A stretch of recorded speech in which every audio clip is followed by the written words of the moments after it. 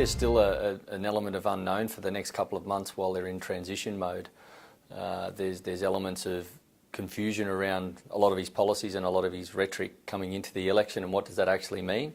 The unthinkable happened for a lot of people, that all these words and comments now have the forum and the platform to be implemented, and uncertainty is still somewhat around markets and economies. But the biggest element that was taken away, though, was who was going to be the president. That was the main platform that was embedded. What that actually means, nobody still knows, and he's got 4 years to be able to prove or to implement what he needs to implement. Nobody still knows. It's a very difficult situation to put your hands on, but at least people know who the President of the United States is going to be. And we will make America great again. Thank you.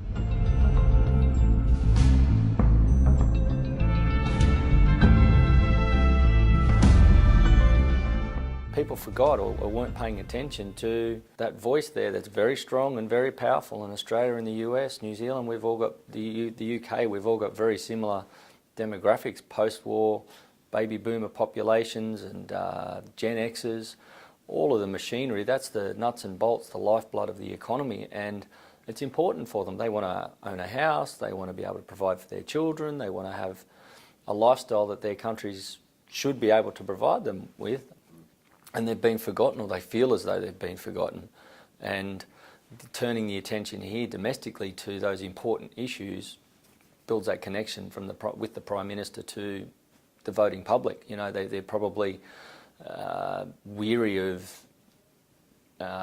ancillary debates. So let's get to the core of the issue here. Let's tackle some real meaty stuff that's important for me, not for a small minority, important for me, and that's the majority. And that's why you're seeing what in inverted commas populist vote get up. It's just everyday people, and they're saying this is important to me, and anybody who will listen and help me do something about it, I'll put you in power. I will be the greatest jobs president that God ever created. Markets are forward-looking indicators.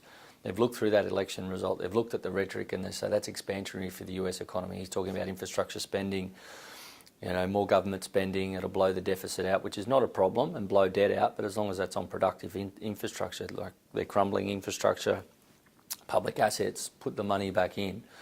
The markets have looked forward and said that's great. It's more growth, more jobs, more consumption. Our market rallied because that's more copper, more coal, resources that we get to send. Theoretically, the Chinese typically would benefit from it. You take that China-US rhetoric out and the Chinese would be a beneficiary, and so are we. So we're getting like a double shot here. So they're looking forward to that. But if he doesn't deliver on that rhetoric, then you'll find the market will crumble very, very quickly. When was the last time you saw a Chevrolet in Tokyo?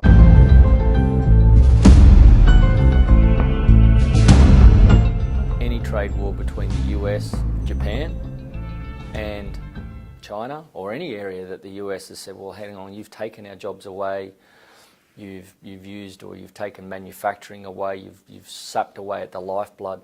You know, it's a backward-looking argument, though, saying let's make America great again, let's make Australia great again. If that was a comment, you know, well, that might be 30, 40 years in the past. Life moves on, things happen, technology's changed. We need to be with the future. Free trade is important. Yeah, there might be some people who miss out, okay? And that's the voice of the disenchanted that are electing these officials. But if we want to sustain and grow a long-term economy, we have to participate in a global system.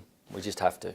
You know, we can't do this by ourselves, so we have to acknowledge we belong to a broader whole. We need a leader that wrote The Art of the Deal. And they've fortunately got measures that don't allow one person to control the direction of the nation. So I think he'll find as though, while he might talk a big game, he may not have the ability to implement everything that he wanted to implement. But Mr. Trump, you're not a nice person.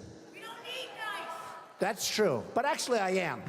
But I doubt after 2 months of work experience, you go, yeah, off you go, you're entitled to run the country. There will be people that we don't even know are there who are helping run the country, because after 4 years, you go again And if he misses out, what then?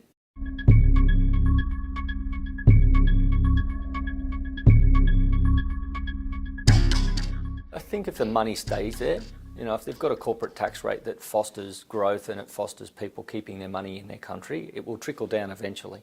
It will find its way, because even if the corporate greed is still there, the people who have that wealth still have to spend it on something. You know, there was an interesting article I read, and it quoted a Mustang or a Corvette, and a person commented to another person, "Oh, how much did that car cost? How many mouths could that have fed?" And the person who was with them said it fed numerous people, thousands of people in Kentucky where that car is made. It fed the workers, their families, the ancillary services that operate around that factory. That kept a whole community going. That kept 30 or 40,000 people. You put it that way and you go, it actually does work. So moving a corporate tax rate down to a 15 or a 10 or a 20, while it may look as though that money stays in the pockets of the people who own the capital, yes it does, but they've got to spend it, and they'll put that back in, they'll reinvest it for further growth.